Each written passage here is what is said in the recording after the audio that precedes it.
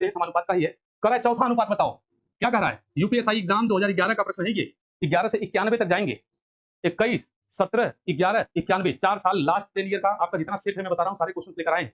2011 का ये प्रश्न है, एग्जाम में पूछा हुआ था, चौथा अनुपात बताना है। तो कौन सा बताना है? यूपीएसआई 2011 का प्रश्न है। कह रहा है क्या? 6, 8, 12 का चतुर्थ अनुपात, चौथा अनुपात याद करो।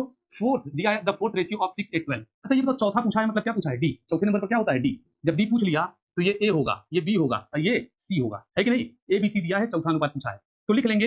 ए दिया है, बी दिया है, सी दिया है, डी पूछा है। अच्छा ये बताओ ए का मान कितना दिया है? 6, बी का मान 8, सी का मान 12 और इसका मान दिया ही नहीं है। अच्छा एक चीज ध्यान से समझना, यहाँ पर अगर कुछ लोग ये सोच रहे हैं कि सर ऐसा है, आप ए का मान 6 मान लिए, लिखा थोड़ी ना है प्रथमानुपात, कभी जीवन में नहीं लिखेगा।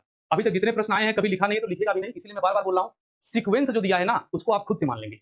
पहले डी मान लो, पूछा है तो ये डी है, चौथा अनुपात उंगली पर गिन लो, ए बी सी डी, तो ये डी पूछा है चौथा वाला, और जो बचा है उसको क्रम से मानेंगे, ए इसको, बी इसको, सी इसको। अब देखो कुछ करना ही नहीं है, इसका गुणनफल इसके गुणनफल के बराबर होगा, इसका गुणनफल इसके गुणनफल के क्या होगा? बराबर। तो लिखेंगे 6 गुणे डी किसके बराबर हो जाएगा? 8 गुणे 12 के।